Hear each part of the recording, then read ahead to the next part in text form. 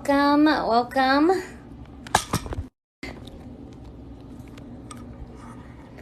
Hello and welcome. I'm trying to get my tripod set up here. It's a little bit messed up. I don't know what happened to it, but there it goes. Let's get this fixed so we can get started. Hello, everyone. See, it's like, feels like it needs to be, hold on. Sorry. Okay. Hi. Hello, everyone. Happy Monday. We are going to chat about the very first day of kindergarten. So now I got my tripod set up. Yay. Hello, everyone. Hi, Susan. Hi, Miss Circle You Farms. Good morning, everybody. Lots of friends on here, lots of teachers, I should say. You know, that's a kindergarten teacher when you say hello, friends. So welcome. Today's live is going to be all about the first day. I'm going to need your guys' help. What I need is you to send me questions. I'm going to kind of walk through and give you some suggestions and ideas. Remember, this is just my perspective from being a kindergarten teacher. You do what works best for you and for your students and for your school. I know we all have had principals or admin that require certain things. So the very first thing that I want to say is have a plan for what you want to do before the first day of school. So if you need if you need forms set up, I know on Meet the Teacher Day, say I have 20 students, I might get 13, 14 students. So you're going to get, you know, maybe sometimes half, maybe even more that don't show up to meet the teacher. So make sure that you have all of your forms that you had on Meet the Teacher for the first day of school. So I did a TikTok where I shared like my forms that I had. So here's an idea of what I have. So I have like a welcome to kindergarten letter. And this is just kind of personal and just kind of gives some information about me as a teacher and some of my favorites. That adds that personal connection to your families, to your grown-ups. The next one is like a welcome letter. This is an opportunity for you to write down your schedule, if you guys have specials, if there's anything specific that you want your families to know. So for instance, this one has the school hours and the specials schedule. It has our classroom rules. It has, I put on mine like projected kindergarten expenses, like anytime you want to ask for money or anything. So, and then I always have your school number or way to reach. So this is written directions for that. Let's see what else I have. So here is like student information. So this is a page, and this is a cool little hack that I shared about a Post-it note, printing on Post-it notes and then sending this home with students. So this is an opportunity for your grown-ups to tell you about their student.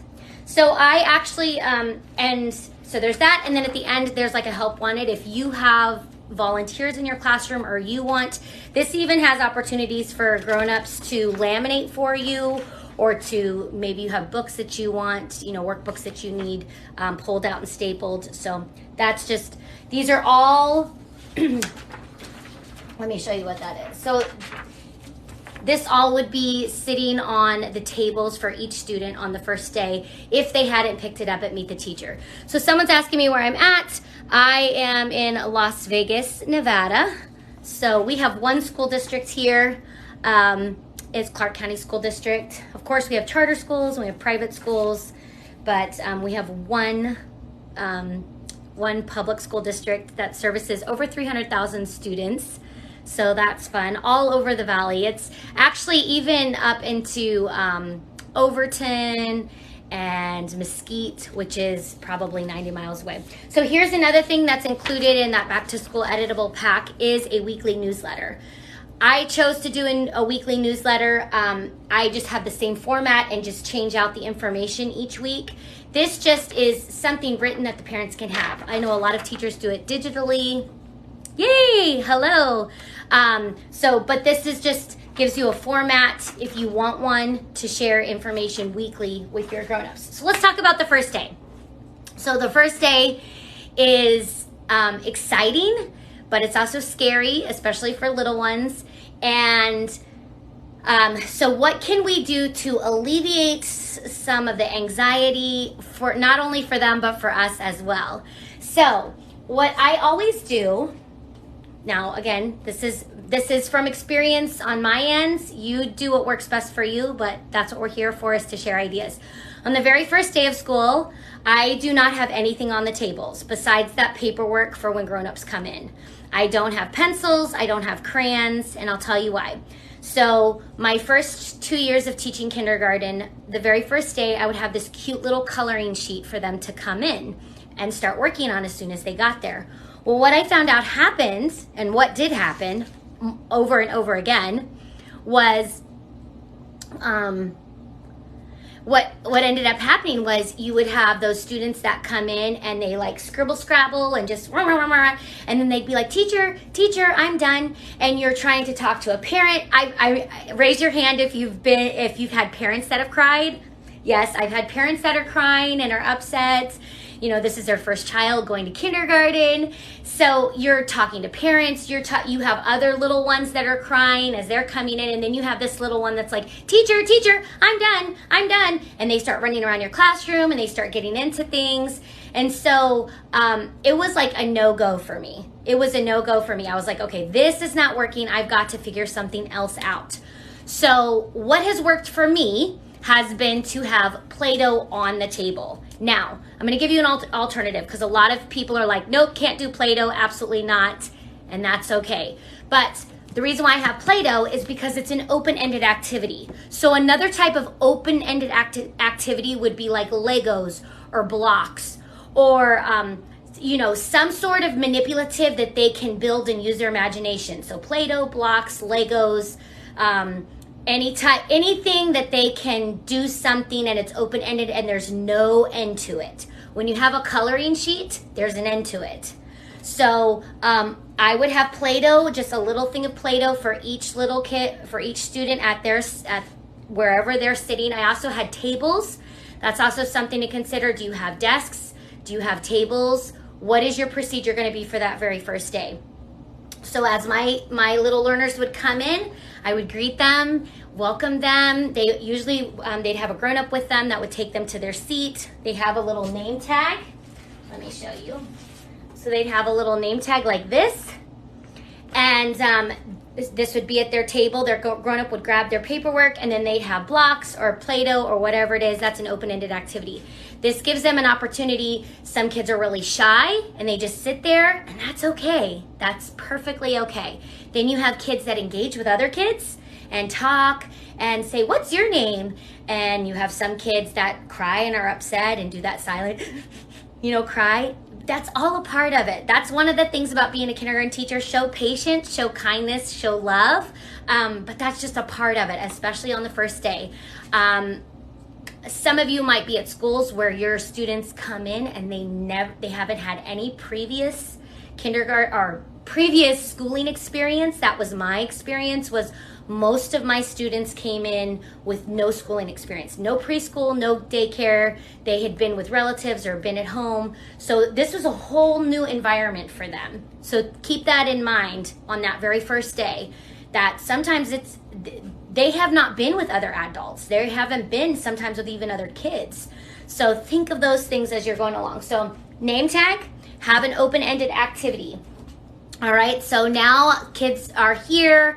The first bell rings. Sometimes you're still trying to get parents out. I usually would ask the admin for the counselor or for another staff member who doesn't have a class, like a literacy specialist, or like I said, the counselor, somebody. Usually there's multiple kindergarten rooms, so you have to have multiple people, but I would usually ask for somebody that could kind of help get the parents out, because it's distracting once the bell rings and you're trying to, start that very first day, and if there's still parents in there. So the counselor or whoever would say, okay, okay, grown-ups, it's time.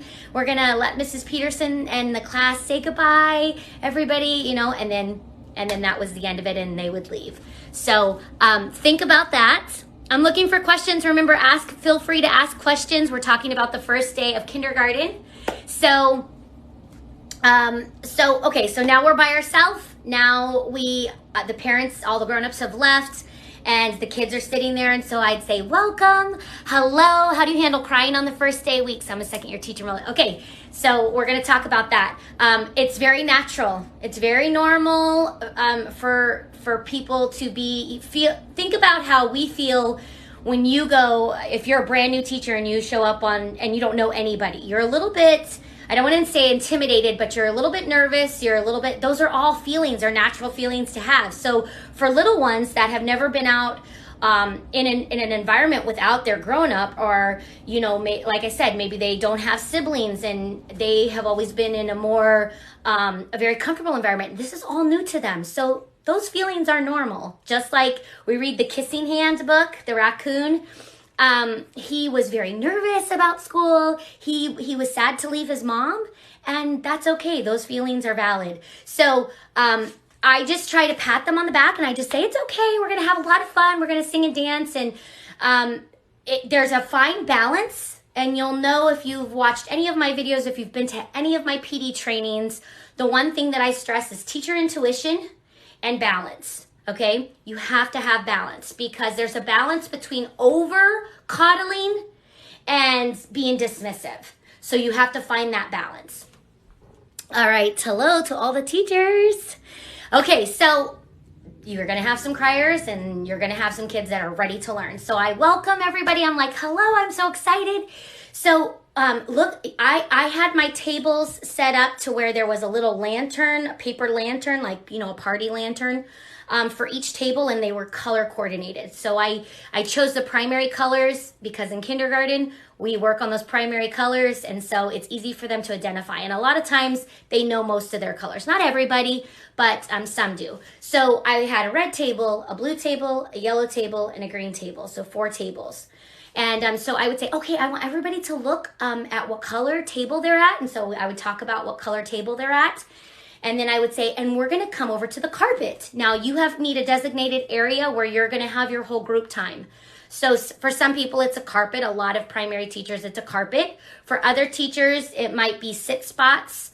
It might be, you might be on tile. Whatever your area is, you might have a name for it. I just called it the carpet or the rug, and so I would say, we're going to come over to the rug and we're going to sit down, and I'd say, and I'm going to call, and I would model for them, and I would say, now what I'm going to do is I'm going to ask the red table to stand up. So I need everybody to stand up.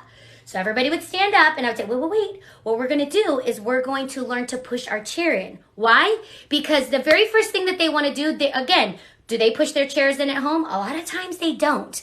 So they're used to just running around, and they don't understand the rules and the procedures for things. And I explain that we have to have a rule and a procedure so that our friends don't get hurt. So we stand up behind our chair and we push our chair in, and we're going to wait for Mrs. Peterson to call them. And I model that for them. And I model over-exaggerating. Now, one thing that little learners love is when you over-exaggerate things. So I over-exaggerate. Hold please, because I'm gonna grab my office chair. So here's my office chair. So I model for them. Okay, so I want you to stand up and stand behind your chair, and I want you to put your hand on the back of the chair, and then you're gonna push your chair in, and you're gonna wait for Mrs. Peterson to call you. But guess what happens if you don't push your chair in? If you don't push your chair in, and your friend starts walking, whoa, and you really over-exaggerate falling over the chair, and they laugh, and they think it's funny, and this kind of, again, is gonna make some of them feel comfortable because you're a little bit silly.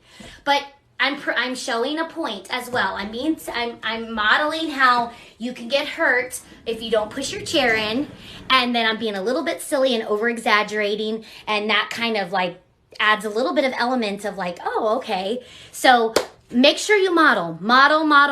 Everything in primary grades needs to be modeled by you. You need to show the correct way, and then there's also a time and a place when you show the incorrect way. Just like I did with the chair, I show what happens when your chair is not pushed in. So model that. This is the first day, and we barely started the day. You have to show them how you want them to come to the carpet. So that's standing up, pushing their chair in. And then I say, okay, now we're going to walk. We're going to use walking feet. Because what happens if we run or we skip? And again, I model like, oh, if I'm running, I'm going to run into my friend, or I'm going to trip and fall and I'm going to get hurt. And when you over exaggerate, they're like, oh, they get it. So we model how we come to the carpet. And then I have my first group come. And as they're coming, I am complimenting and I am saying, thank you, James, for using your walking feet. Oh, I love how you come and you're not running into people. That's that positive reinforcement. So you do that for every table. And then they come and they sit down. Now, there's a lot of controversy. It's not really a controversy, but there's a lot of different ideas on how to come to the carpet and sit. So old school is crisscross applesauce, sitting with your hands in your lap. But now there's a lot of teachers that believe, you can sit any way you want. You can sit like a mermaid. You can sit like a mountain. You can sit. So again, think of those things. What is your procedure for having them at the carpet? What is it that you want them to do? So make sure you have that and you tell them when they come. Sometimes that first day, I'm standing over at the carpet and I'm saying, okay, James, I want you here. Okay, Abby, I want you here. And I'm telling them where I want them. A lot of times, usually that first day, first couple days, you can see if there's going to be a problem between students. So maybe there's two students that are not really a good mix, or sometimes maybe it's a little too much. You'll figure it out. Again, use that teacher intuition. So we get to the carpet and I introduce myself, and some of them have already met me, but some of them haven't. I introduce them myself to them. Now, here's one trick I do as well. I let them know that my favorite animal is a panda bear. Okay, when you're dealing with pre-K and TK and kindergarten, this is a connection right here. So as soon as I let them know that I love panda bears, guess what? Everything is about panda bears from there. Everybody loves panda bears, which is totally cool. And then all year long, I end up getting little panda drawings, and sometimes they'll go to Panda Express and they'll buy me one of those pandas. It's so cute. But I let them know, and I have my little panda that I share with them. And again, this is just a connection. This is building those relationships in the very first half hour that school is starting. So today we are okay, so I'm going to answer some of these questions because it looks like we're getting some of these questions. Again, today's live is just going to be on the very first day. Obviously, I'm kind of breaking it down and showing you exactly, so I don't have time to get into the first week, but I will answer questions as I see fit. So I already said I'm in Las Vegas. How do you handle crying? So we talked about this a little bit. Do you have gradual entry? No. At my school, we did not have gradual entry. I know there are schools that do, but I was at a school, no. Sing, yes, sing. And let me give you a little hint here as well. I actually, believe it or not, I do sing. I do sing every week. So it's something that I do. I mean, outside of school. I should preface that, yeah. So I am a singer. And, so a lot of times people are intimidated by that. A lot of times people are intimidated by you singing, somebody being able to sing. You do not have to sing. Kids do not know. I've never had a student that has said, Mrs. Peterson, you're off key or you're not on the right tone. They don't know. Just sing. Don't be embarrassed. Just sing with them. Just sing. Just sing and do rhymes. They love it. Okay, so yes, singing is a connection as well. Okay, so we are talking about classroom management on the first day. Let's see, handle crying. Hello, first grade teacher. Yes, and sometimes, so Melissa Troy said you might even have some runners. This is also, yes, sometimes you do have runners. This is also, again, hopefully your school is set up so that they have the counselor or they have the literacy specialist or aides that are not in a classroom that first day of school to kind of help assist with that. I generally, I have not had very many issues with that. Again, just keeping it busy, keeping their attention, building that connection those first few minutes really helps. Okay, so somebody said, do you organize those tables according to their learning levels? Not on the first day, you don't know their learning levels. So all I try to do on the very first day with the tables and the where I place the name tags is I just try to have a mix of both genders. That's it. Is I don't know them. I don't have any background information on them. I don't have any assessments. The only students that I would have any information on is students that were in the early childhood program that come to me with IEPs. Those are the only students that I have any kind of information on. So there's no way to organize on the first day according to their learning abilities. So let's get back in. So once I share about how I love pandas, that is again building we start building that repertoire and that that connection, and they start getting comfortable with me. And the very first thing that I do is sing. So you can sing good morning to you, good morning to you. We're all in our places with sunshiny faces. Good morning to you. I'm so glad you're here. So you can sing little songs. You can make up songs. So one of the songs that I like to sing, I'm going to share that. So one of the songs that I like to sing is open, shut them, open, shut them. Give a little clap, clap, clap. Open, shut them, open, shut them. Put them in your lap, lap, lap. Creep them, creep them, creep them, creep them. All the way to your chin, chin, chin. Open up your mouth, mouth, mouth, but do not let them in, in. Silly little song about open, shut them, keep your hands, open them, shut them, keep them in your lap, creep them up to your mouth, but don't let them in. So then we talk about, our hands, we don't want to, our floors are dirty and we want to keep our hands out of our mouth. We want to keep our hands clean. But just a quick little song, and they love that. And I start off real quietly. So I say, open, shut them, give a little clap, clap, clap.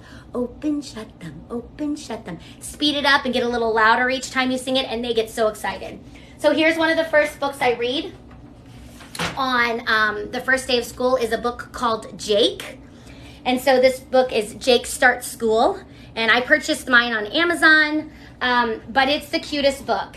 And it's about Jake. He wakes up on the first day of school and he's super happy. And when he gets to school, he's surprised to see so many kids. Some of them he'd seen before, but most of them he didn't. And when he gets to the classroom, he starts getting nervous because, again, big feelings, it's all normal. And so here's his teacher, and he was looking up at her, and that's how they do to us. We're giants to them. And then he screams, and he runs. And so he grabs his parents, and he's like, don't leave me. And they're like, but we have to leave. And he's like, no. And so here they are. And his teacher's trying to pry him off, and the principal did too, and the school nurse. And so the parents are like, well, I guess we'll just have to stay at school. And so they all are sitting in the seat, and then it just becomes funny. And again, when you're modeling and you're being silly when you're reading, look at the parents sitting with them in the seat, and then they'll start laughing, and you'll have some kids that'll make some funny observations. And so he tries to do everything with his grown-ups. Finger painting was no fun without a hand or two. His clay would stay a blob all day. He could not squirt the glue. So there's rhyming in here. So here he is with the grown-ups on the seesaw. It's not fun. The tricycles were terrible. So was the jungle gym. And so he's not having a good time with his grown-ups there. And so when he gets to the end of the story, she asks if he wants to hold the book. The teacher asks, and that's when he lets his parents go. So this is a great book about being nervous, and you can talk about how some kids are excited and some kids are nervous, some kids are sad, some kids are happy, some kids have siblings who are in other grades and we're super happy to come to school. So after I read this, we talk about how we feel. And I talk about, of course, when you're a teacher, you're allowed to make things up. So sometimes if I see that I have more kids that are nervous than happy, then I'll talk about, I'll be like, oh, I was so nervous to come to school today, and I was a little bit scared because I didn't know who was going to be here. And then again, that kind of makes that connection. And then I'm like, but I'm so happy to see you. And once I got here and I saw all the fun things we're going to do, that made my heart so happy. And when you act like that, they just make that connection. And then it's time to start talking about one of the very first things you need to talk about within that first hour of school, and that's a bathroom. Okay, so, oh, thank you.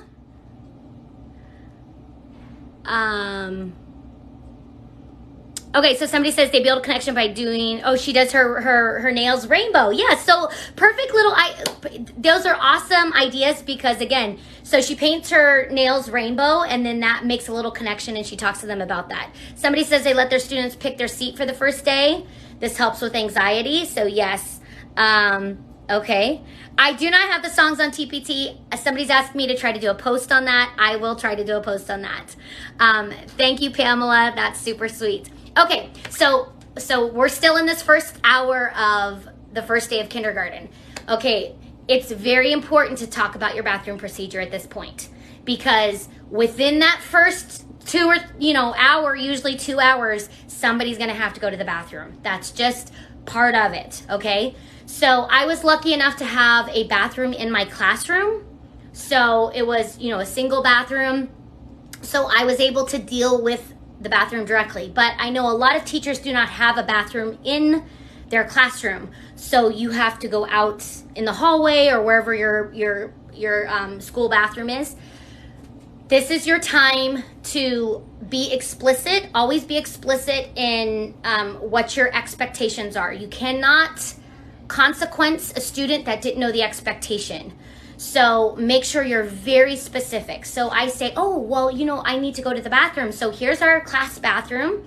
And this is different because when I'm at home, it's just me and my family. But when we're at school, even though our classroom is a family, when we go in the bathroom, we have to shut the door. So you have to tell them, again, those are sometimes some things that we don't think about, but you have to tell them, close the door, shut the door. Nobody really wants to see you go to the bathroom. So I show them, I kind of bring everybody over to the bathroom and I kind of show how we go in. And I tell them about the sink. I tell them our toilet paper is different. If you have the little squares, that's different than they have it at home. And so sometimes they're not familiar with that. So I show them how to pull the squares out. It sounds ridiculous if you've not taught kindergarten, but if you've taught kindergarten or early elementary, you know that those are all important things that you have to teach them. Okay, the other thing is the toilet usually flushes differently at school than it does at home. You have the little levers and it's super loud. I had a little guy that we kept having a problem with him having accidents. And so, we were trying to figure it out. What's the problem? He would go to the nurse, change his clothes and come back and he'd have another accident within an hour. And sometimes he would go in the bathroom, but have the accident in the bathroom. And what we figured out was he could not stand the sound of the flushing. So we made a little deal with him and we said, when you go in the bathroom, when you're done, come out and tell Mrs. Peterson. And then I would just go in and flush it. Not a big deal. It's not a big deal. But again, making sure that those students know, I would just tell them, this is a loud toilet. It's not like the one I have at home. The other thing is the sink. If it's an automatic sink, sometimes kids will freak out because they keep hitting it and the water keeps going and they're trying to shut it off. And I've had students that have panicked and they're like, the water's not turning off. Make sure that you let him know. So I would say, this is my magic sink. And when you hit it, it goes off by itself. So you have to turn it on by pressing the button, but then it will go off by itself. Talk about the paper towels. Where do your paper towels go? They go in the trash. If you throw them in our toilet, it's gonna clog up our toilet and then the water gets everywhere and then our classroom will be stinky and the janitor will have to come in. And again, be demonstrative, explain, and give them the rules. And then I will warn you that when you talk about the bathroom, everybody's gonna have to go to the bathroom. So that's my time also that I would go do a group bathroom break and take them out in the hallway. Because even if you have a bathroom in your classroom, you're still gonna have to show them the outside bathroom. Because if they're at PE or they're somewhere where they're not in your classroom, which happens every day, they need to know where the bathroom is. And again, now you have multiple bathrooms and this is what happens. So make sure that you are explicit in those directions. So we do a bathroom break and then I take them outside for a recess. And when I'm outside for a recess, I get them all together. Now at my school, We had 4 kindergarten classrooms, and so 2 would go out at the same time and 2 would go out at a staggered different time. So when me and the other teacher first went out on that very first day, we got all the students together and we told them the rules for the playground. So, whatever rules there are for your playground, everybody's different, everybody has different rules, and then give them a chance to run around, get some energy out. Sometimes it helps with some of that anxiety, so giving them a chance to talk to other friends, and maybe they have friends in that other classroom. So we would spend maybe 20, 25 minutes out there. And then what I would do is I would take, and this is actually something I would do, before the first day or the morning of the first day, is this duct tape. I usually would do red. This is obviously blue, but I would take duct tape. It has to be duct tape. And outside of my classroom where they line up, now again, it might be different for you because you might have specific places, but for me, outside of my classroom, I would take and I would make a huge duct tape line that was red with red duct tape, and I would put a big X at the front of the line. And so then, however you call your students from recess, so whether it's a whistle or whether it's, I don't know, a harmonica, I don't know what it is, but whatever you would do, I would gather the students and I would tell them, I would show them and model for them how to line up on the line. So you put your feet on the line. Again, who stands in line unless you've been to Disneyland or you've been somewhere where you stand in line? Most kids that come to our classroom, they don't stand in line for places. So they're not used to having to do that. So I would put that duct tape line and model how to line up and how to face forward. Again, this is your chance to show them. If you do, bubbles, put your hug in your bubble, or if you do ducktails, whatever your procedure is. I don't recommend, I mean, there's lots of different procedures or ways to do things. I don't necessarily tell teachers, well, this is the right way, because again, what works for me and my students might not work for you. So do what works for you. So you might even have a school-wide, hug and bubble or whatever it is. So then you model that and you practice coming in and coming back to the carpet and sitting at the carpet. If you have a drinking fountain or they have water bottles, usually we go back in August. Some of you guys go back in September. It's still hot outside, so they need to have an opportunity to get a drink. So make sure that they have an opportunity to practice using the drinking fountain. If you do 1, 2, 3, that's enough for me, so that they're not hogging the, again, whatever system works best for you, make sure you model it, make sure you talk about it. This has been the key, I will tell you. This is the key. Classroom management and being very explicit in your rules and expectations and talking through every little detail is the key to a successful year. If you've watched any of my professional development, then you know I have a number 1 rule as well. And that's don't commit a suicide. What does that mean? That means don't assume. We naturally, as adults, we assume that kids know how to do things. We assume that they know, well, there's the line, just line up on it. But they don't. They don't. And especially when it comes to the classroom and what your expectations are. And your expectations are different than at home or are different than the art teacher. So make sure they know. So that's why I'm saying it's very explicit on that first day. You notice we have not got to anything academic. They have not used pencils. They have not used crayons. These are just how to be a kindergarten student. Is basically what this first day is. So we've learned how to push our chair in. We've learned how to come to the whole group meeting place, whether it's your carpet or your tile, whatever place that is. The expectations and rules for the bathroom. It's also a really good idea if you have visual bathroom rules or signs so that they know to remind them. We went outside to the playground to practice our recess rules and what happens outside, how to line up, and then how to come back in. We've practiced the drinking fountain. When they come back in, it's time to read another book. So here's an option. I have 2 options for you. So this one is the day my mom came to kindergarten.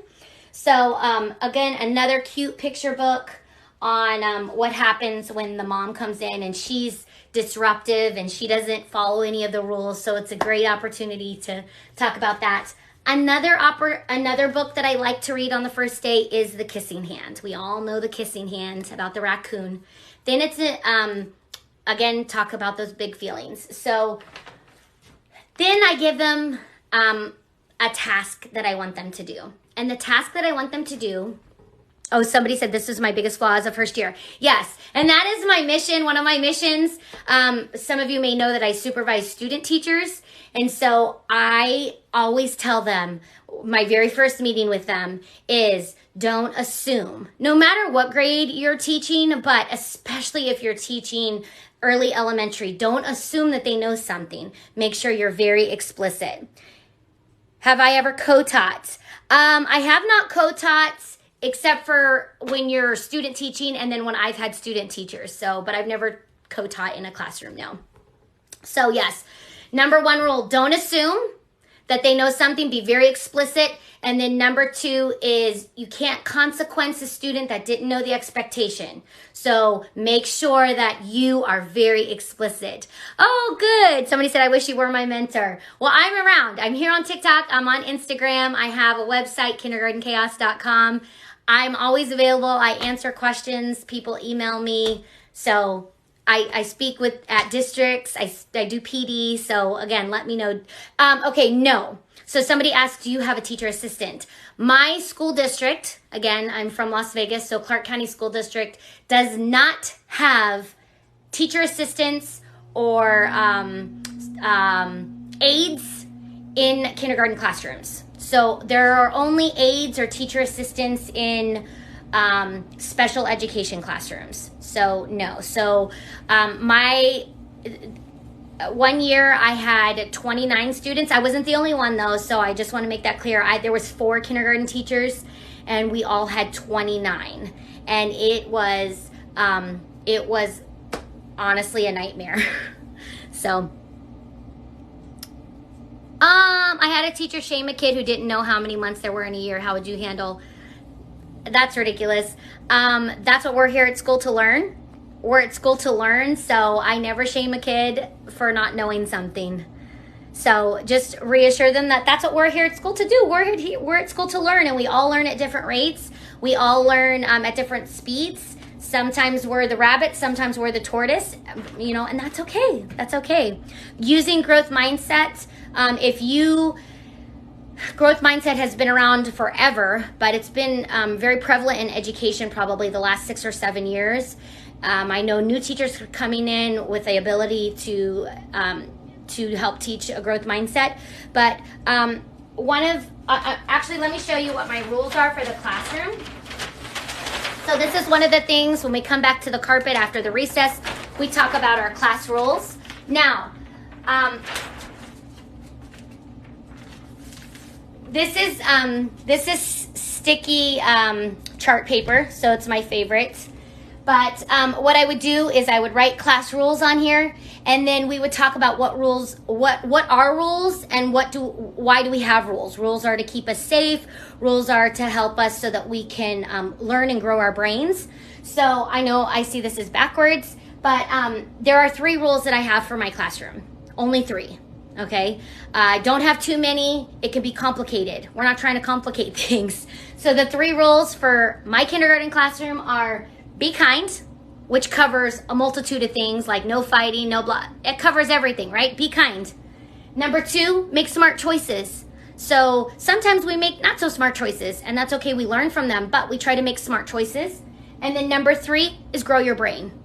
Those are the 3 rules. That's it. That's it. So we talk about what that means. Grow your brain. That means if you are working and you are keeping your body and your brain busy, you are growing your brain. So that's that growth mindset. Mistakes. I had a huge sign up in my classroom that said mistakes are a part of learning. That's the reality. Even as adults, mistakes are a part of learning. Sometimes we make mistakes. A lot of times we make mistakes, but we learn and grow from that. Let's see. What are the titles of the 2 books you mentioned? So one of the books is The Day My Mom Came to Kindergarten, and the other book is Jake Starts School. And I actually, I have an Amazon storefront where I, believe it or not, I have everything on there. So I I have a list for back to school books. I have a list for classroom management. I have a list for apples. I have a list for everything. So I will try to share that with you. If you want specific links, you can always email me at Abby, ABBIE, at kindergartenchaos.com or help@kindergartenchaos.com. I answer them both. So let's see. Oh, thank you. Any tips for students going into a K dual language classroom? I have never taught dual language, so I don't really have any tips for that. So the kissing hand, yes, the preschool dad, the kissing hand, Jake, first day of school, and the day my mom came to kindergarten. Okay, so somebody, of course. Okay, so somebody's asking about behavior management tips for co-teaching. I don't have experience in co-teaching, only with a student teacher or being a student teacher myself. So let's jump into, I'm going to talk about behavior management, but let me just finish. So we're now, let me remind you that we've welcomed everybody. We have come to the carpet. I have read books. We have talked about bathroom procedures and rules. We have went to recess and we have practiced outside. We have lined up. We've learned how to line up. We've learned how to come back into the classroom. We've talked about drinks. Again, and don't expect that you just told them one time and they've learned it. You remind them every time, especially the first few weeks of school. Okay, when we come in, I need everybody to sit down, crisscross applesauce, hands in your lap, or I want you to sit with the whale tail, or however, again, whatever your procedure is, make sure that you repeat it. Don't expect or assume that you told them once or twice and they have it. They don't. They need repeated practice just like adults do. If you are learning how to knit, does somebody just tell you one time and that's it? No, you have to keep practicing and you have to keep, I've learned new things, and I remember when I was learning something on the computer, I was like, okay, tell me again, because I thought I had it, but I didn't. And I'm an adult. So kids are the same way. So just don't assume, repeat yourself. It's okay. They will get it, but give them a little bit of time. Okay, so perfect. Preschool dad is segueing me right into class stations and how you introduce them. So we're on the first day, right? We haven't gone to lunch yet. We're still in the first hour and a half of school, 2 hours of school. So I believe in literacy stations and math tubs. I think that's purposeful practice. I think it gives students an opportunity to practice what they've learned, to give them options and choice. There you can provide differentiation in there. So how do we get to that? We're on the first day of school. On the very first day of school, I'm going to start stations. And I am quoting stations like this. You know why? Because it's not stations that it's not gonna, the stations are not gonna look like they look like in September or October.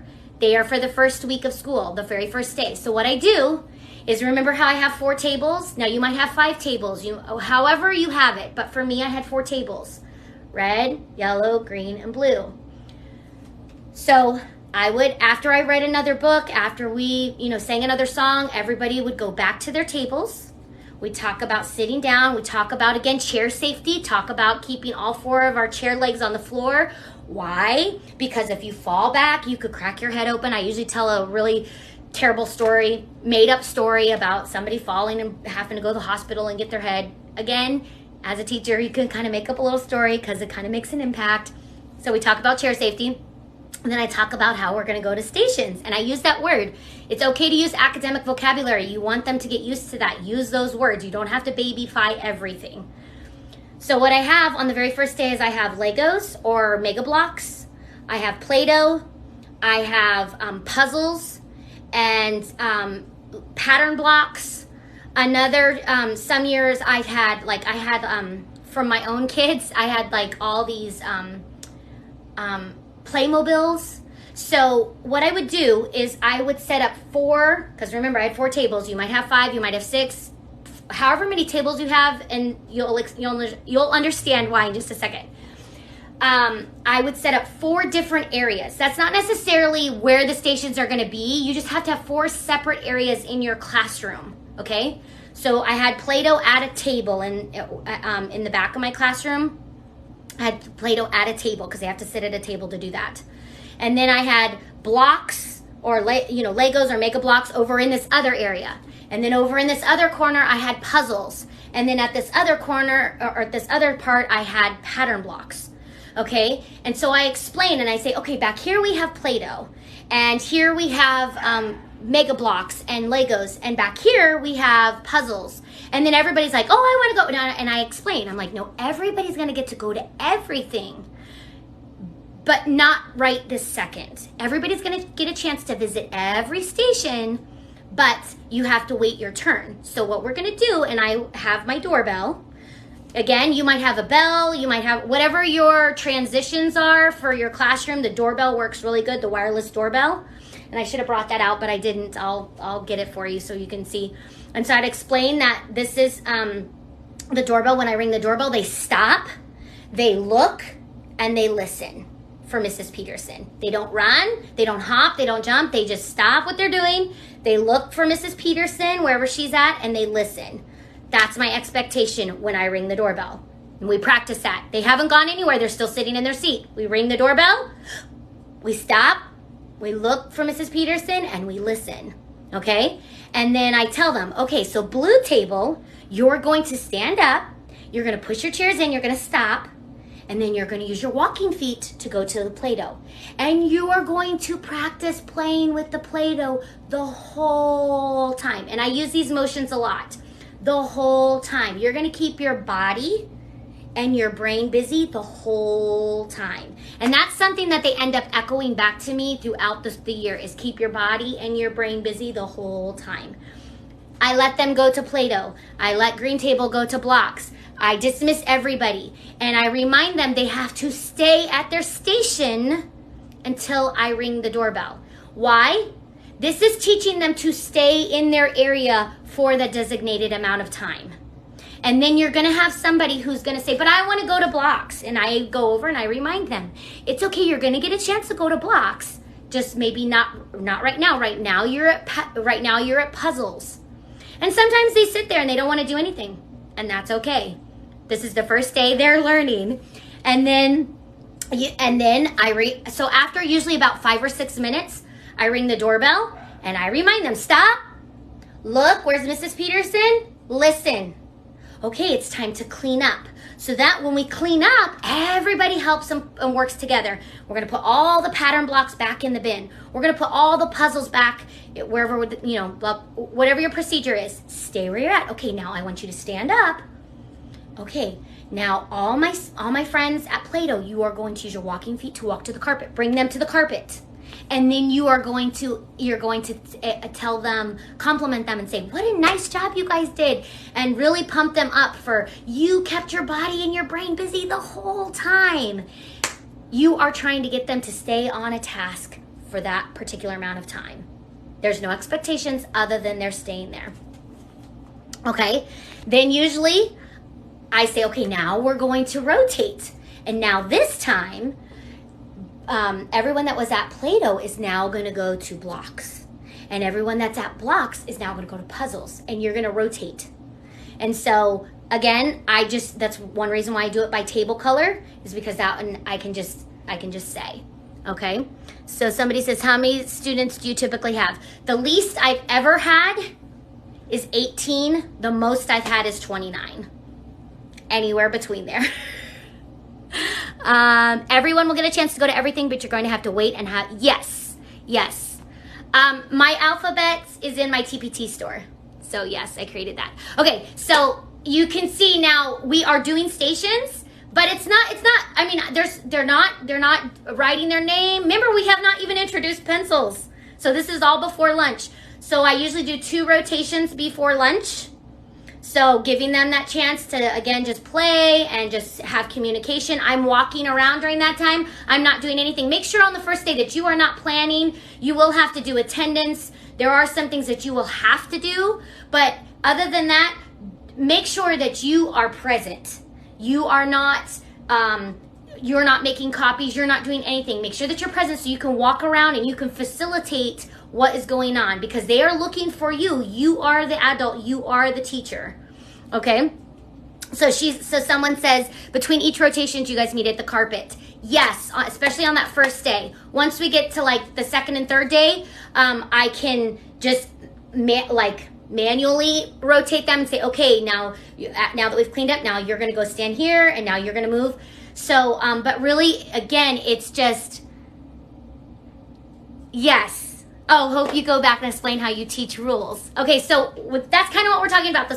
We're on the first day, and we're just explicitly talking about this every step and how you have to be explicit, how you have to repeat yourself.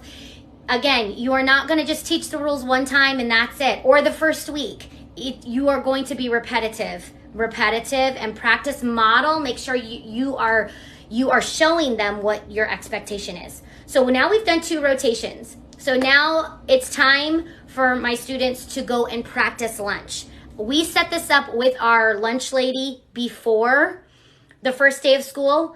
Again, most little learners, now not all, again, I always have to make a caveat because there's always exceptions, but most of the little learners that come to me had never gone to lunch in a lunchroom before. They hadn't been in that kind of setting. So you have to show them what to expect. It's all new. And while my kids are at lunch, I'm at lunch, so I'm not going to be there. So I want to make sure that they know what the expectation is. Is there going to be mishaps? Is it going to be confused? Yes, that's all part of it. But we set it up with our lunch lady where our whole kindergarten, before lunch began, we would go and she would tell them, you have to get a tray. And again, everybody's lunch system is different, but just to give you an idea, and maybe you can do this before school starts with your lunch people. So she would show them, you have to get a tray, and our school required them to get every single thing. They didn't get a choice. They had to take a milk. They had to take a vegetable. They had to take whatever it was. And then our students had cards, and they would scan the card, and then they'd go sit. Another thing is in our lunchroom where there's lots of tables, everybody, remember I already showed them that I love pandas. So what I would do is I would take one of my stuffed pandas and I would go put it on our classroom lunch table, and they would know that where the panda is, that's Mrs. Peterson's table. And hopefully your, like my school had lunch people in the cafeteria, in the lunchroom, aides and different people who helped them during lunchtime. But we would practice getting a tray and going and sitting down at our table with the panda. And then I would reiterate to them, if you need help opening your milk, raise your hands. But you need to try to eat because we only have a certain amount of minutes. Make sure that they know their expectations for lunch. And then, again, I wasn't in there, so it ended up being the lunch people who would line them up and then take them outside, and then I would meet them. So we would practice that first. It's FYI, it's going to be a hot mess. It is. And that's okay. Take a deep breath. There's going to be chaos. There's going to be kids who didn't get to eat all their food, who spilt milk. That's just a part of it. That's just usually what happens. And as a kindergarten teacher, you just have to just know that that's going to happen, and it'll be okay. Don't cry over spilled milk. It's okay. So we practice that, and then we go back to our classroom, and I usually give them another little, small little recess break. We come back in, and then it's time to introduce pencils, okay? So now again, you're gonna make adjustments. You might have early lunch, you might have later lunch. You make the adjustments as needed. Okay, so the very first thing, let's see if I can set this back, is the very first, they have not been introduced to pencils, but now I'm going to introduce them. And usually when I introduce pencils, this is a Ticonderoga, but it's not a golf pencil. But I usually buy Ticonderoga golf pencils with erasers. So that means that they're about this long. And it's perfect because it doesn't give them enough shaft to grip it like that. It was a tip from an OT. So if you have them, this is in comparison to like a full-size pencil. Full-size pencils I've tried before the first couple weeks of school, and it's a hot mess. So it's better if you have the short little golf pencils. That's just a tip. Thank you. Thank you. So I use Ticonderoga golf pencils usually for the first 9 weeks of school before we switch to anything else. I personally do not like fat pencils, my first pencils that are fat. I just have found that golf pencils work better. Okay, so I have a little song that we use for, hey, Mr. Alligator, snap, snap, snap. Take a bite and take a nap, nap, nap. So they're taking a nap. And so we talk about that. And then we together, now here's the power in anchor charts. And I'm going to do a session on anchor charts because I am so passionate about anchor charts. Here's the thing about anchor charts. Do not make anchor charts ahead of time. You can prep the bones. So the bones would be writing pencils, and doing like the border. But if you make all of your anchor charts at home, and it's the same as having a poster. You could go to Lakeshore and buy a poster. The power and beauty in creating anchor charts with your students is that they are having input and they're connecting to the print. Whereas if you just bring in your anchor chart from home that you did it beautifully at home, then it's the same as buying a poster, which doesn't have as much significance. Think about the posters that you had in your classroom when you were a kid, right? You do not make that connection. You do not have buy-in to it because you didn't participate in it. So this is my passion is creating anchor charts with students. So we're gonna talk about pencils. This is a pencil. Obviously, most students have seen a pencil, know what a pencil is, and so I have clip art. So I glue the pencil down in front of them. I'm like, this is our pencil. Here's the eraser, and then I say, but we're gonna talk about what we use pencils for. So I open it up and, pencils are for writing, pencils are for drawing, pencils are for color, whatever they say, they're gonna give you some input. And I keep it very simple. Yes, no. Remember, first day, yes, no, that's it. Yes, happy face, no, sad face, okay? So we talk about what pencils are for. Pencils are for writing, they're for drawing, and they're for paper. They have helped me, they have added this. Yes, that's what pencils are for. What are pencils not for? Now this is where they love it and they have so much fun because they're talking about all the things that they're not for, all the bad things.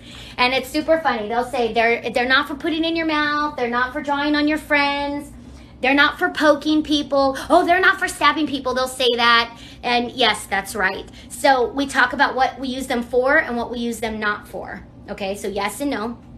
What is the purpose of this? Expectation. We have now just done our expectations for our pencils.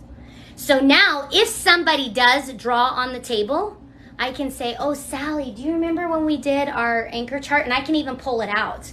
And I can say, do you remember that we said that it's not for drawing? And then they usually go like this.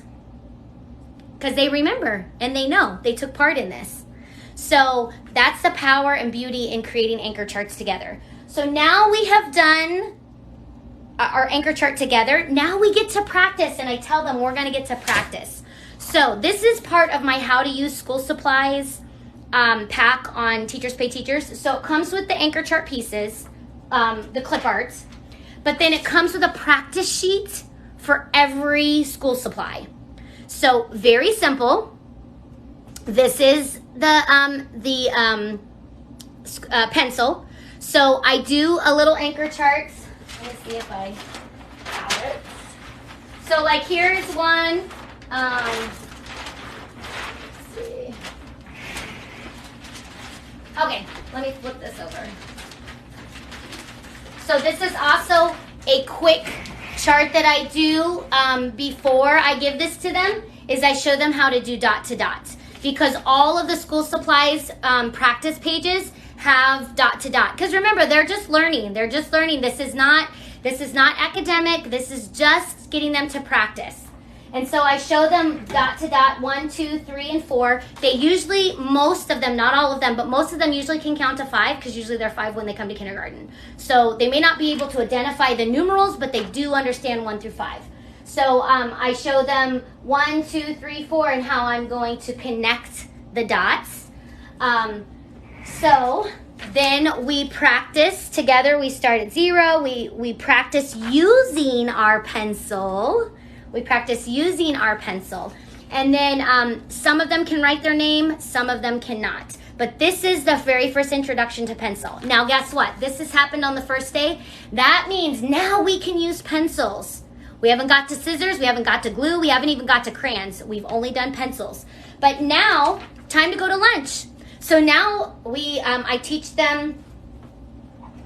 I have table caddies. Now, you might have individual supplies. I'm not a fan of individual supplies. I'm a fan of community supplies. Do what works best for you. But every table has the colored caddies that match their table color. And obviously there would be nothing in here. So there would be nothing in their caddy. They would just have an empty caddy on the very first day.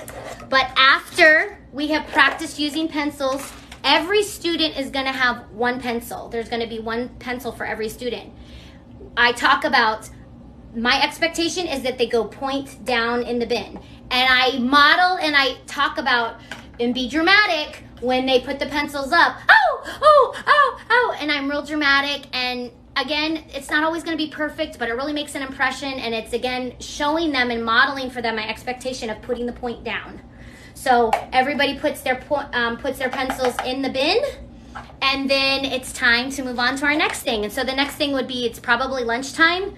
So I call them, again, we're going to practice standing up and pushing our chair in behind our table and walking to the carpet. We come to the carpet. I talk to them about going to lunch. Again, you might have cards, you might have lanyards. I always had like Avery sticky labels for name tags for the very first day of school that say their first and last name, because while I'm getting to know them, nobody else in the school, especially kindergartners, nobody else knows their first and last name. So make sure that you have some sort of label. I like the sticky Avery labels because I can just put a new one on every day. I've done lanyards, I've done laminated ones. I just found that the sticky ones, they wear off at the end of the day, and the next day I can put a new one on. So make sure that they have their first and last name, because sometimes when they go to the lunchroom, they freeze up and somebody will ask them their name. Sometimes kids don't even know their last name. That happens a lot. Or they'll say, yeah, my name is Bubba, and their name is, Blake. And so they're like, we don't have a Bubba. And then I get a text from the lunch lady. She's like, I have this little boy, he says his name is Bubba. And I'd have to go down there. So again, make sure they have their first and their last name on here just to help everybody else. And then we talk about, okay, remember we practiced in the lunchroom. Some kids are going to have their own lunch boxes. They're going to get it. You're going to make sure you model and you're going to walk them to the lunchroom. Usually that first day, I can honestly say that first day, I usually don't eat lunch myself. I usually do stay in there. I will leave for like 5 or 6 minutes. Our lunches were only 30 minutes, so I would usually stay for 5 or 6 minutes just to kind of alleviate any anxiety or and leave for a few minutes and then come back and then just try to help. And then on that first day. So that's just, so then time to line up, and they would, throw their trash away. Again, the lunch staff will tell them what to do. And then they would line up, we'd go back, we'd put our lunch boxes. I always have my students that bring a lunch with a lunch box actually go directly and put it in their backpack. I'll tell you why. Because we had a lunch bin. So everybody that had home lunch or lunch box would put it in the lunch box, and they would carry, 2 students would carry the lunch bin to the lunch. But what would happen is if they come back and they put it in the bin, what do they do? They forget it. And so then you have a stinky lunch for 1 or 2 or 3 or 4 days. So my procedure, just to eliminate a lot of issues, is if they have their own lunch box, they would just go and directly put it in their backpack. And then we don't have left lunch boxes. Does it happen still? Yes, it does. But overall, the procedure is go and put it in your backpack. So now we've come back. We come in, we sit down. So somebody asked,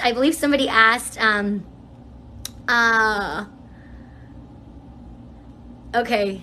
Thank you guys. Thank you so much for all of the love and for sending me golf pins for the win. Yes.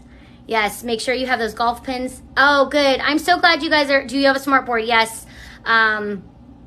Yes, but I will be honest and say I have a whole philosophy and opinion on technology for kindergartners, so that's not for today. But so this is what I wanted to get to. Jay Howe says, this is great, thank you. Do you have quiet time after lunch? So the very first 2 years I taught kindergarten, I taught in a half-day model. So my students were there from 9 to 11:35, so 2.5 hours.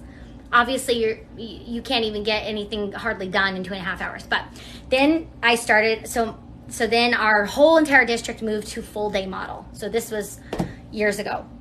I don't even remember what year it was. Maybe 2013? I don't remember. So our whole district moved to a full-day model. So I went full day. And so I thought in myself, I'm like, okay, well, I'm going to have like a little rest time. After lunch, we're going to come in and everybody's, we don't have scheduled nap times. That doesn't happen in my public school, in any public school here that I know of. There was no scheduled nap times. But I thought, okay, so we'll just put our head down and I'll put some soft music on and we'll just have a little rest time. Did not work. Did not work. I tried it and I was like, okay, it was a hot mess. It did not work. So what I found is especially the first week, they are very tired. They're very tired. They're exhausted. That's just a part of it. Usually the first couple weeks, they're tired. I would have parents that would say, my kid came home from school and fell asleep and slept till the next morning. That is very normal. That's very typical of, coming into a new environment. Now it's a different kind of busy than playing at home or being at daycare. So they are tired, but it did not work for me. So I tried rest time, quiet time, didn't work. What would happen is we would come in from lunch and I would give them, well, not on the first day, but in other days they would have little things to do. And then we had our prep. So our kids would go to specials right after lunch. So they're going to line up. And then again, on that first day or that first week, you have got to prepare them that they are going to go to another teacher. And some kids, they just fell in love with you and they just got comfortable with you and now they have to go to another teacher. And so I would prep them and I would say, we're going to go to art, we're going to go to PE, we're going to go to music, we're going to go to wherever they were going, and we're going to be with Mrs. Smith, and she's so nice, and you're going to have such a great time. And some kids are going to get nervous. There's going to be some kids that might even cry. It's okay. They'll get used to it. You just be positive, and you just say, you're going to be great. And then sometimes you can say, oh, look, your friend, can you make sure that, you pat her on the back, or, just be positive. And then they go to specials, and then that's when you can take a break and you can take you can have a Diet Pepsi or chocolate bar or close your eyes. Who knows? It's exhausting. The first day is exhausting. And so then I would go and pick them up, and a lot of times they're super excited because they had a great time at whatever special they were at. And I would take them and then go do another recess. That first week, 3 to 4 recesses, just as a brain break, as an opportunity to get the wiggles out. I ended up the first, like I said, at least the first week, sometimes even the first 2 to 3 weeks, there's multiple recesses throughout the day. But then it came down to 2 recesses. We would have one short one in the morning and then one after our specials. So I know there's, again, whatever your schedule is, whatever works for your schedule. But after specials, they would go do their recess. I would give them an opportunity to remind them about the drinking fountain, line back up, come back in the classroom, time to read another book. And then, and I don't have it out right this second. I should have, I apologize.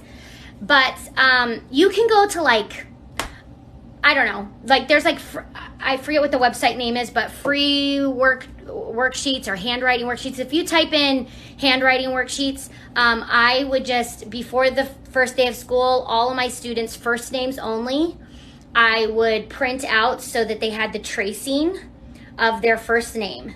And I made a master for every single student. And then I just made multiple copies. And so then after we've come in from recess and we've read a book, then it's time for them. Remember, we've introduced pencils, so now they can use a pencil. And I would say, okay, we're going to practice writing our name. And so they would have their name worksheet. And I will tell you that some kids are going to do it, and some kids are going to be like, oh, I can't, my fingers hurt. That's stamina. They do not have the stamina. Stamina builds over time. I just encourage it. I walk around. That's also my time to walk around and see who's left-handed. Okay, so I can, as I'm walking around, I can see who's left-handed and make those notes. I can see who has a really funky grip and who needs hand over hands. This is my time. Formative assessment and observation is super important in kindergarten. I mean, it's important in all grades, but especially in those early grades, we do a lot of observation and a lot of formative assessment. So use your knowledge, walk around, see who's struggling, see who has writing stamina, but a lot of them are not. Writing is usually a non-preferred activity. So practice writing, and then guess what? We still have 2 stations left to go. So then I said, oh, remember before we left, we did, you got to go to Play-Doh and blocks. Well, now you get to go to puzzles and pattern blocks or whatever it is. And so we practice again. And so that kind of gives you an overview of the very first day. We do those stations, we practice pushing in our chair, we practice. And then at the end of the day, we're going to practice putting on our backpacks and pushing our chair in and coming to the carpet to get ready. Okay, somebody asked about a smart board. This is also a good time. Storyline online, books. It's a great time to project a book on your smart board. And this is a little bit of quiet time. They're here, listening to a story. And you can do Jack Hartman, you can do Heidi songs, you can do Have Fun Teaching, Harry Kindergarten. There's so many wonderful kindergarten music channels on YouTube. If you have, I'm trying to think of, those are pretty much the ones that I used. And put those on, give them an opportunity to dance. There's like the, Jack Hartman has a freeze game. They love that. Head, shoulders, knees, and toes. Very simple song, gets the wiggles out. Use those as transition and breakers. If you notice that your students, remember, observation is really important. If you notice that they're all getting kind of squirrely, use that as a time to have everybody stand up and get the wiggles out and do head, shoulders, knees and toes, knees and toes. Have them do that. If you have other little songs, bring those, add them in. So let's see. Are there any? Let's see. Okay. So I'm going to look through some of the questions. Thank you, Crafty Teacher. She says this is good stuff. I appreciate it. Okay, so the dot, okay, wait. What's the dot to dot poster behind you? So we talked about this. This is teaching them, modeling for them how to use dot to dot, because every school supply, remember, today's just the first day. Let me know in the comments if you want me to do a first week. I do have a blog post on the first day and the first week, but if you guys want another live, and you would like for me to do another live session on the first week of kindergarten, I'm happy to do it. But before my students have any access to any school supply, we do a interactive anchor chart, and they have a practice page. So they practice the skill, and all of them have a dot to dot. But like the scissors has cutting lines for them to practice cutting. The glue has a place for them to practice cutting and gluing. So go check that out. That's How to Use School Supplies by Kindergarten Chaos. It goes through every school supply. So I have pencils. I have, I'll show you what that looks like. So here's like the scissors. So I'll show you what the scissors looks like. We don't do scissors on the first day. We do talk about erasers. We talk about crayons.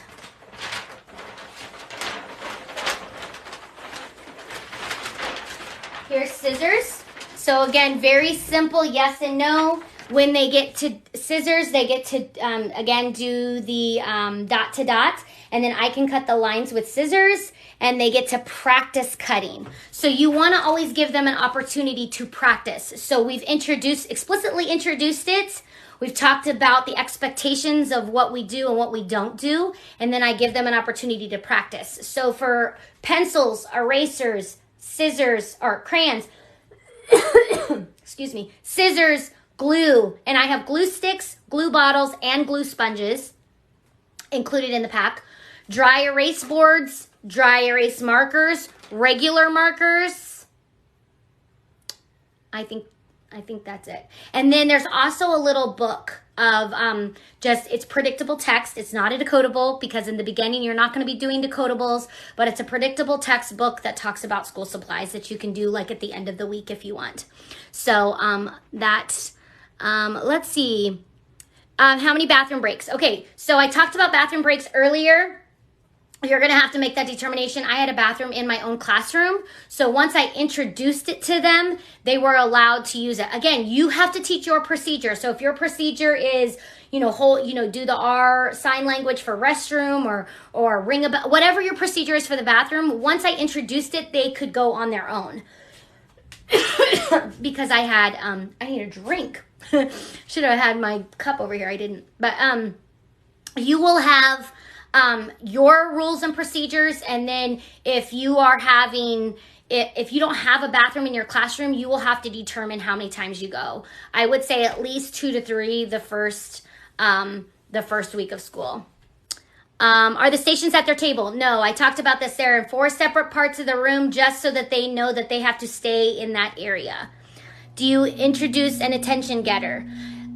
Yes. So what she's talking about is like 1, 2, 3, eyes on me, or snap, snap, clap, clap. Whatever your attention getter is, mac and cheese freeze. Whatever your attention getter is, you can introduce that on the first day. Jack Hartman is the best. I'm sorry, you guys. I should have brought my cup over here. Oh, good. Rachel says, such great content. I've been teaching 24 years and teach first. Love the channel. Fine job. Thank you. This live is can you share your alligator chant for pencils? Yes. And if you're interested, so another passion of mine, obviously it's kindergarten, but another passion of mine is writing for kindergarten. Writing, like I said, is a non-preferred activity. Usually with most people, students in general, writing is a non-preferred activity. It's hard. The mechanics of it are hard for little learners. So I have a whole writing course that's very developmentally appropriate, addresses all of the writing standards.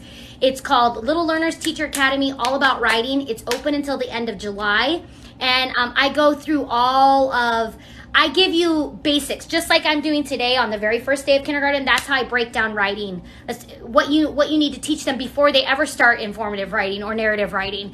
Because a lot of curriculums just throw it and say, oh, just start. And they don't even know how to draw. They don't know how to do anything. So I give you the basics. So check that out if you're interested. Is this recorded so we can watch again? I'm not sure. I'm not sure. I'll check. I think there's a way to do it. I'll let you know. Okay. Let's see. So the Alligator Chant, that is in my writing course, and I have a printed version. I'll see if I can pull it up. Okay, so just to clarify, you have them rotate through basic stations on the first day by table group. Yes. Now, again, that's just how I did it. That was an easy way because they were at colored tables. So red, blue, yellow, green. Sometimes you would have 5 or 6 kids, but for this particular stations on the first day, again, what's the objective? The objective is not for them to practice their ABCs or, their letters. The objective is not for them to write their name. The objective is for them to just learn to go to a station, stay there the whole time, working. That's it. That's the only expectation. And then when I ring the chime, stop, look, find Mrs. Peterson and listen. That's the whole objective. So when they're going to stations that first week, it's to hit that objective. It's to practice that. So yes. How would you handle a child with ADHD?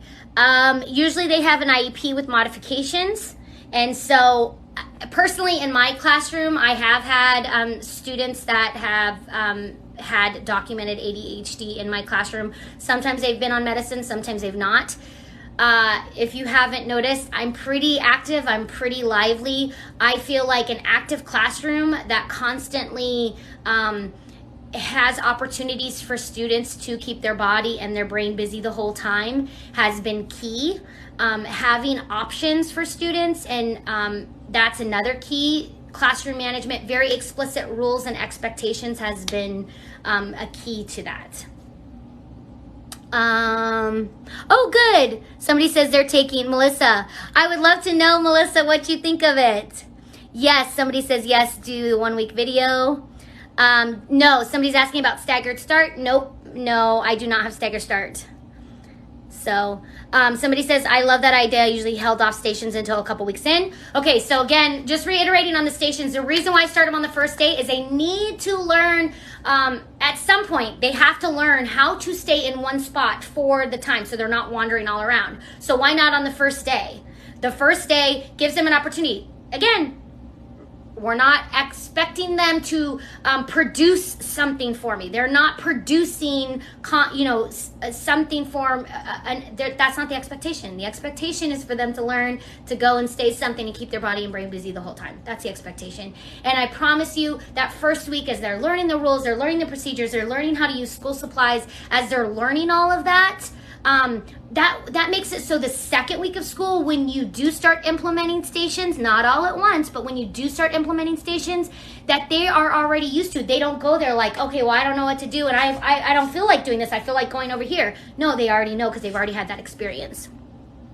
Oh, good. Gina said the writing workshop course was awesome. Yay, I love it. Oh, good. Crafty teacher, you said... how do we subscribe to see more? Okay, so you can find me. Obviously, I'm on. My name's Abby. I call my professional name. My name is Abigail, but I go by Abby. It doesn't matter, but it's Abby, ABBIE. And so Kindergarten Chaos is my brand, so to speak. So you can find me at kindergartenchaos.com. I have a blog. I have a web store. I have an Instagram, I have a Twitter, Facebook page. I will tell you that my Facebook page, a lot of teachers, creators, their Facebook and their Instagram are exactly the same. Mine is not. So just so you know, my Facebook, they do share a lot of the same things, but not, the things that I post to Instagram does not go directly to Facebook. There's a lot of different things that happen on Facebook than Instagram. Just FYI, just in case you know. And then, of course, I'm here on TikTok. I'm on Pinterest. The writing course, if you go to my website, kindergartenchaos.com, it says PD, professional development, and you can look at that. You can also go to the website, which is Little Learners Teacher Academy. So, yay. How long do the stations last? So the first day, you're going to gauge that. So usually about 5 to 6, sometimes depending on your students and the dynamics of your classroom, you can get up to 10 minutes. I don't recommend longer than 10 minutes.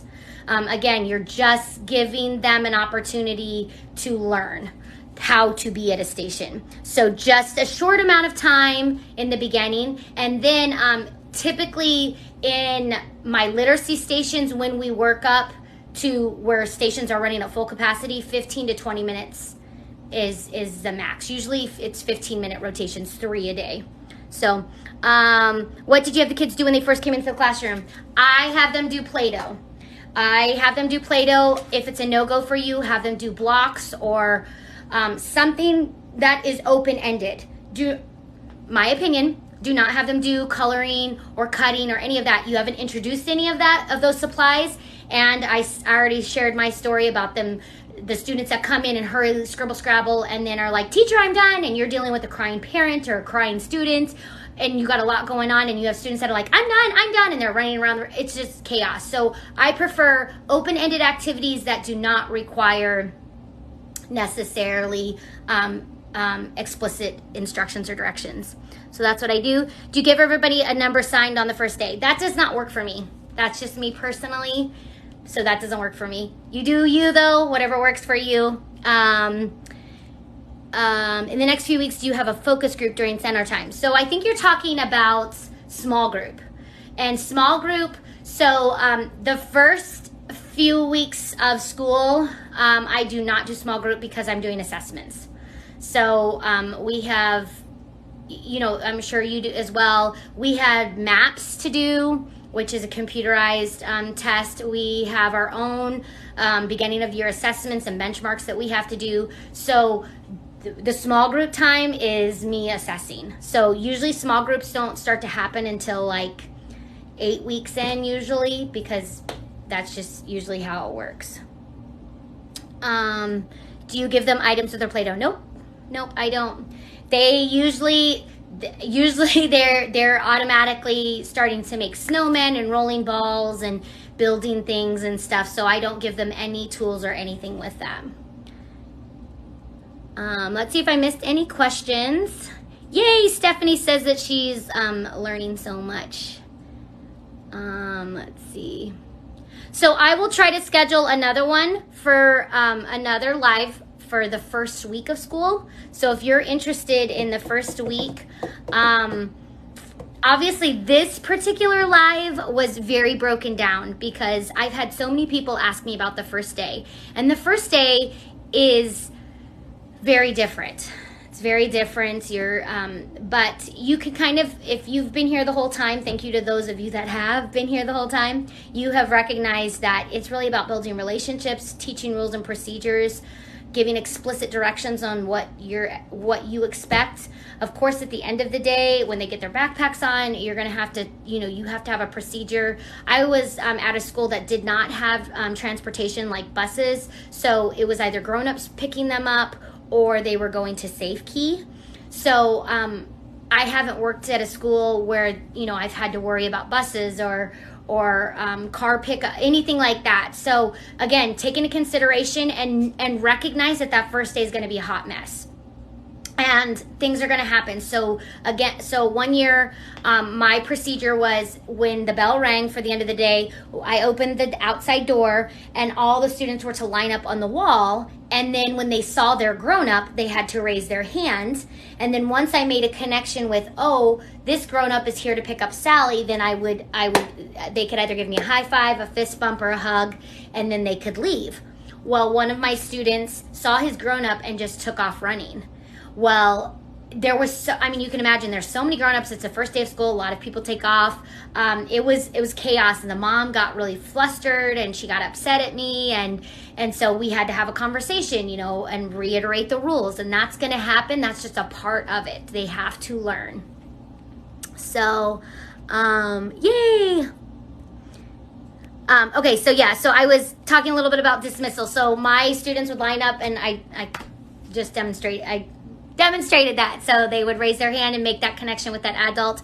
And then it just gets really simple as time goes on. But again, I have no experience with sending kids on the bus or anything like that. Like, we didn't have a car pickup line. Grown-ups had to actually get out of the car and come to the kindergarten playground. So find out if you are a bus pickup, if you are a daycare bus pickup, make sure that you talk to other colleagues and you guys figure out a system and work that out. So, and then kids that are obviously not picked up, they're still on the wall with me. And then our school procedure is to take them to the office. So they would go to the office, and then the office staff would call their grown up, or, however that works. So, yay, good.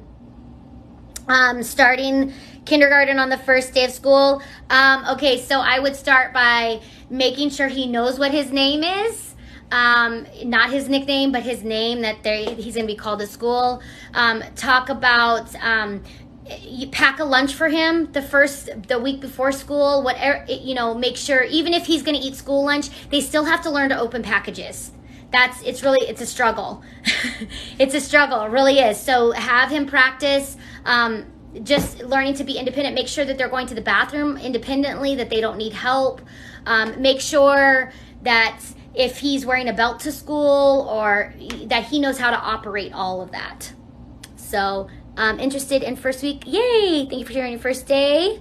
When do you do writing their name or self-portrait? So I kind of covered that already. We talked about after we've introduced the pencils and they've done the practice. After they come back in from specials, they'll do a name practice sheet. Then on day 2, so like Tuesday, if you're on a Monday through Friday start, Tuesday when they come in, instead of Play-Doh, I don't have Play-Doh that second day, I have their name, because they have pencils, now they have something to do. So now they can practice writing their name when they come in on the second day.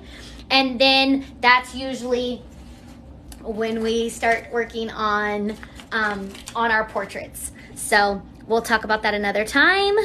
Are you supposed to get an email confirming you register for Teacher Lounge newsletter? I believe so. I'm not exactly, I can't remember, to be honest with you. Make sure if you are signing up for the Teacher Lounge newsletter, spam folders, type in Kindergarten Chaos to your search email. And usually if it got filtered to a certain folder, it hopefully will come up. I do send a weekly newsletter with freebies. There's always at least one freebie in there every week. It's usually on the weekend. I try to do it usually Saturday night, Sunday morning-ish. So you should get a newsletter if you are a subscriber. Oh, good. Yesenia, I've been teaching for 13 years. I'm loving that I'm still learning from you. Good. That's awesome. We're all learning and growing. I mean, I've been doing this since 2004, and I'm still learning. I'm still learning and growing. I think that's what makes teachers amazing, is that we're always learning and growing and trying to be better. My son is having a hard time with his ABCs. Will they get help? Yes, that's what kindergarten is for. That's why it doesn't bother me when students come in with zero information. That's what they're there for. They're there to learn, and I'm there to teach them, and I am competent in teaching. And so I do not have a problem when students come in with zero information. Yes, especially if he's 5 and he's just starting kindergarten. Yes, that's no problem at all. Can we see a tour of your classroom? Broke block. Yay, Meg says I just eased my anxiety. So Broke Block, you can go to, I actually have a YouTube channel too. There's not much on there, but I do have a YouTube channel where I do explicit phonics lesson. Show you that.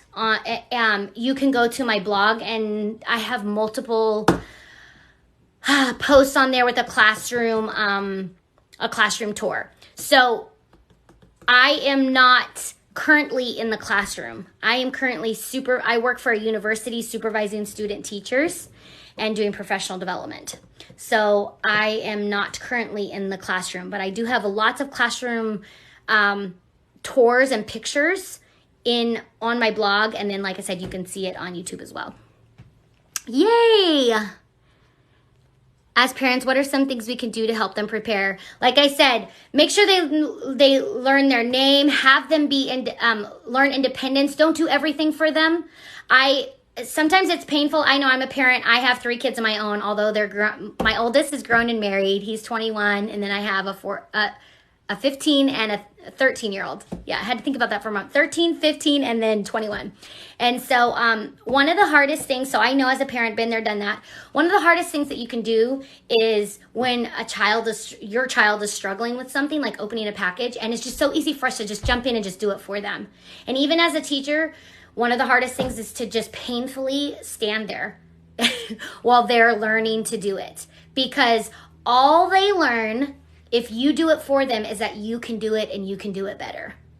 So I say the biggest thing that you can do is allow them to try and fail. So sometimes they don't learn to tie their shoes, but they've got to fail, they've got to practice. But if you always jump in and rescue and do everything for them, that's all they learn, is that you can do it better. So in terms of helping your children come to kindergarten, help them to be independent. Let them try things. It's okay if it's not perfect. It's okay. Have them zip up their jacket. That's fine motor, learning how to zip up a jacket. And so have them practice that. Have them learn to open packages. They're going to need that for lunch. I don't really need them to know academics. That's what I'm there for. That's what I'm there to teach them. So I don't need them to know their ABCs. I don't need them to know how to write a sentence. I'll teach them that. I just need them to come excited and ready to learn and be at school. So, yay, let's see. Any other supplies that are helpful? My niece will be starting school in a month. I ask your teacher and your school how do you handle criers and aggressive behaviors on the first day? I'd love to attend your PDs. Check my website for PDs. I kind of addressed this a little bit about criers and aggressive behaviors on the first day. It's going to happen. It's just going to happen. It's going to happen. It's feelings. We all have feelings. I talked about at the very beginning of this session that even as adults, when you go into a new situation, a new job, and you don't know anybody on there, or you go to an event and you don't know anybody and it's all new to you, we do have a little bit of anxiety. We are a little bit of nervous. That's just a part of life. That's just being a human. And so, especially for these little ones, one thing that I always try to think about is this year is 2022. So 5 years ago, it was 2017. So 2017, if you think about what you were doing in 2017, that's when these little guys were born. And so when I think about it that way, I'm like, man, they have not been on this earth very long at all. So let's give them a little bit of grace. Let's understand that they have not been here very long. And all of a sudden they have this new environment, new people. It's very new. They're going to have big feelings, and everybody expresses their feelings. Some hold it in and don't want anybody to bother them or talk to them. And some are criers, some are happy, some are outgoing, it's the melting pot of everybody. So have grace. If you can, work it out with your school that you can have extra people, usually like people that don't have classrooms, like literacy strategists, math strategists, counselors. Sometimes even, like the specialist can come in and kind of help, especially if you have any runners or any situations like that. But just making those connections as first day, having things really helps. How do you do folders? Thank you. How do you do folders? So I'm not quite sure what you mean by how you do folders. Like, are you doing like take-home folders? Are you doing, I'm not sure what you mean by that. Maybe you could give me some context to what you mean. I appreciate it. This has been awesome. I feel like so many people have gotten tips. Again, my biggest tips are don't assume. Don't assume they know something, because they don't. And never consequence a student that didn't know the expectation. Make sure you are very explicit in your expectations and details. How do you do take-home folders? Okay, when you start assigning homework in kindergarten. Ooh, that's a controversial issue. When will you go live again? I don't know. I'm going to, I will do what I did this time, and I will pick a date, and then you guys can sign up for it like you did this time. So I will try to, you guys can message me if there's a certain time that works better. I don't know if, right now I'm assuming everybody's off for summer, but if, an evening works better, then that's fine. Let me know. Okay, so I'm gonna address this. How do you do take-home folders? So I did something that worked really well for me, and that was, and I don't think I have an example, but I went to Walmart and bought the plastic folders. You guys know what I'm talking about. They're not paper, they're plastic, and they have the prongs in the middle. And so what I did was, let's see if I can show you. So what I did is the plastic folders, and then I used the Avery labels. Let me show you what that is. So I used these Avery labels, and I printed out nameplates and things like that, and I put it on the front of the folder. I can try to find one and show you exactly what I'm talking about. And I put it on the front of the folder, and so every student had their own folder, but inside where the prongs are, because it's like a 2-pocket folder, and inside where the prongs are, I took these poly mesh mailers. You guys know, if you follow me, these are like my passion. I love these things. They work for everything. Well, what I did is you can actually hole punch these, and so I 3-hole punched these and put this in the folder on the prongs, and then it works so well because it has a zipper, so it doesn't fall out. So you could have a system of like take-home papers and return papers, but then when I start sending books home and things, they would go in this zipper pocket.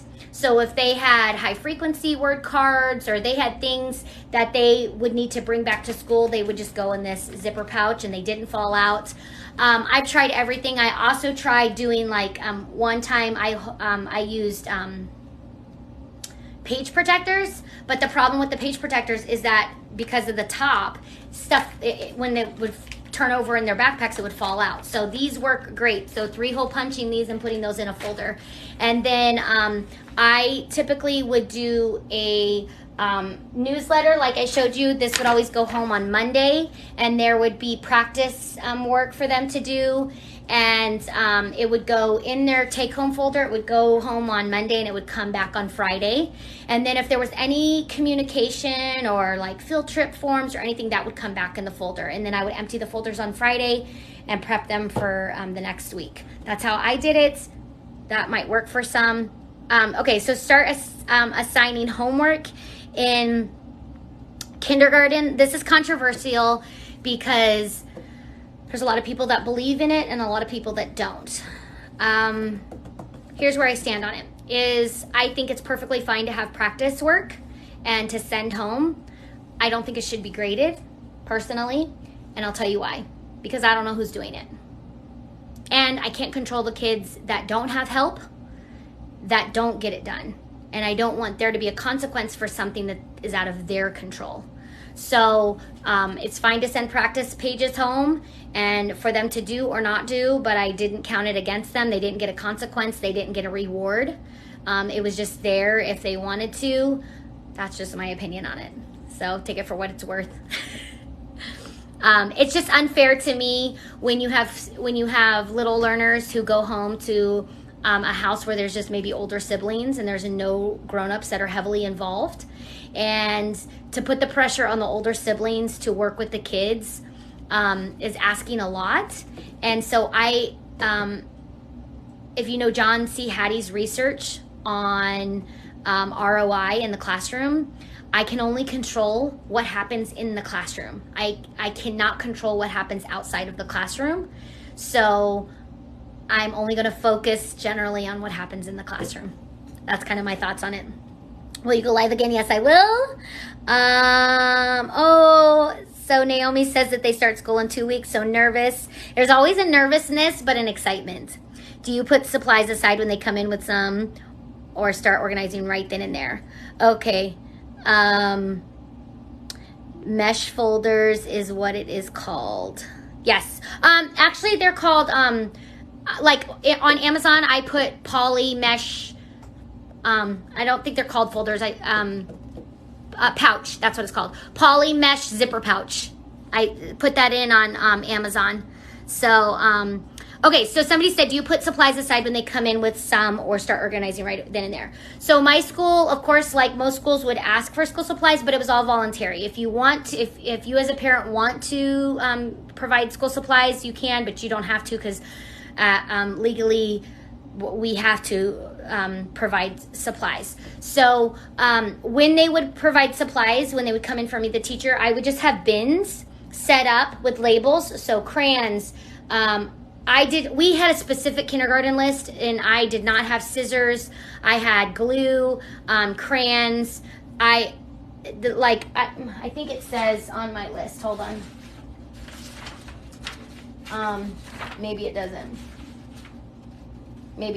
But because I like golf pencils, because I like glue sticks and glue sponges, because I didn't ask for a lot. I asked for like tissues. I asked for cleaning wipes. You guys this is going to be one of those things you're probably going to hate me for. I hate hand sanitizer. I cannot stand it. I would rather wash my hands with soap and water than have hand sanitizer. I know that's not the norm, but I can't stand it. So, but we did ask for it, and I would have it out if the kids wanted it, but I can't stand it. And I'll tell you why. Because I'm a nail biter. I bite my nails, and whenever you have hand sanitizer on, it's disgusting. So, but I can promise you that I rarely get sick, and it's because I bite my nails around kindergartners. I know. You can tell me, put your fingers under a microscope. You can do all that. I've done it, and it doesn't. I've been biting my nails since I was born. So nothing has stopped, even the yucky hand sanitizer or nail polish or whatever. Anyways, okay. So I would have bins. They could drop it in there. Another thing that I ask for is black dry erase markers. And then I just would take it and consolidate it into bins so that way I could keep it out. Again, I prefer community supplies It cuts down on any drama of any kids stealing, taking, all of that. So that's a management issue to me. Any tips to help with the first day of school? I would say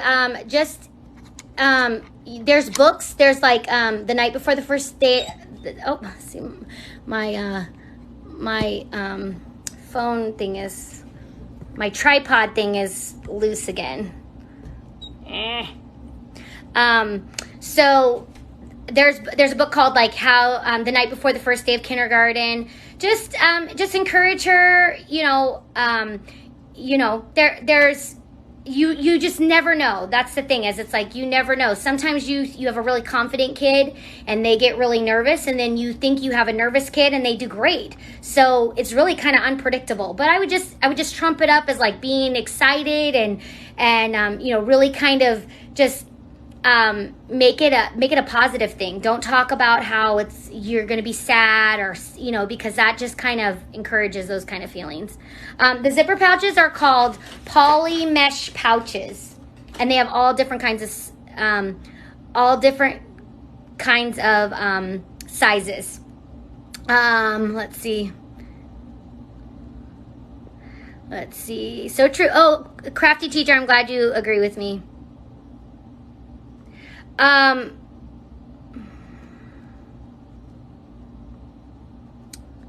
So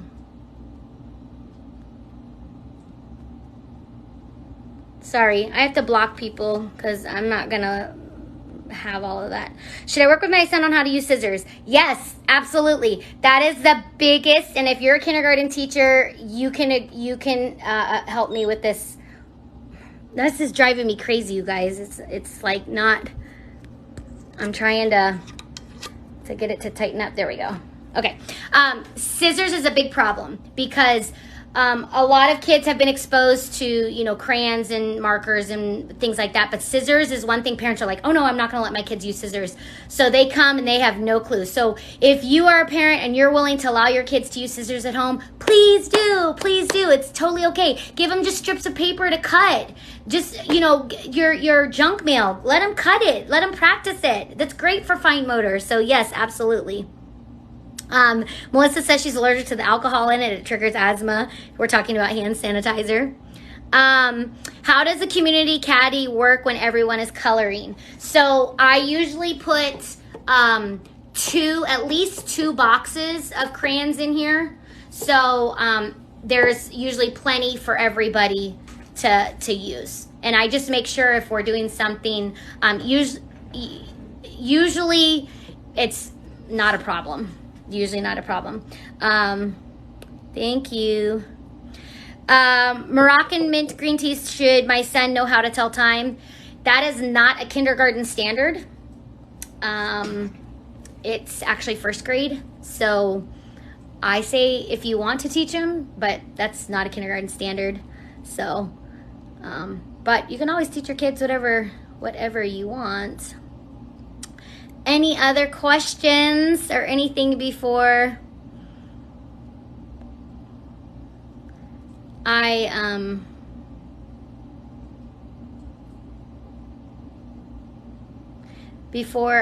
log off, and I'll let you know. Yeah, so Naomi was saying, especially with COVID and the restrictions. Okay, so whatever I say, your admin and your district, they have their policies are what you need to follow. So I'm just sharing what I've done and what I love and what has worked for me, but always adapt to what works for you and for your students. But first and foremost, you have to do what your admin and your district says and the policies. I understand that, this last year, it was kind of half and half. So some districts said no to community supplies and all individual supplies. So do what works best for you. Community supplies is what has worked for me. B. Gomez says she wants to know when the next live is. I'm not exactly sure. I'll have to look at my calendar. I say that because my I have a birthday. One of my sons' birthdays this week, and I have a lot that I am working on. I've been doing a book study with Mr. Greg, Know Better, Do Better. So I don't know if you guys know this book study, but we've been doing Know Better, Do Better this summer. We are on the last chapter. We're doing a Facebook Live tomorrow night. So this is teaching the foundation so every child can read. I have a blog post on every chapter for this book. So if you want to, again, kindergartenchaos.com. Yay! All right. Well, I have thoroughly enjoyed it. This has been almost 2 hours, you guys. I can't believe it. If there's a few more questions, I'll stay on for another 10 minutes so I can just say I was on for 2 hours. Samantha, of course. Naomi, great. Let me know also when you guys start school, if you want to drop it in the comments. Our district here starts August 8th. So that's a Monday. Of course, Clarissa and Stephanie Rose, thank you for joining me. When does everybody go back to school? The preschool dad, yay. Oh, August 3rd. Okay, August 15th. August 15th, August 8th. August 15th, Fresno. Oh, see, I knew, yeah. It's so interesting to me. Like, a lot of East Coast starts in September after Labor Day. August 11th.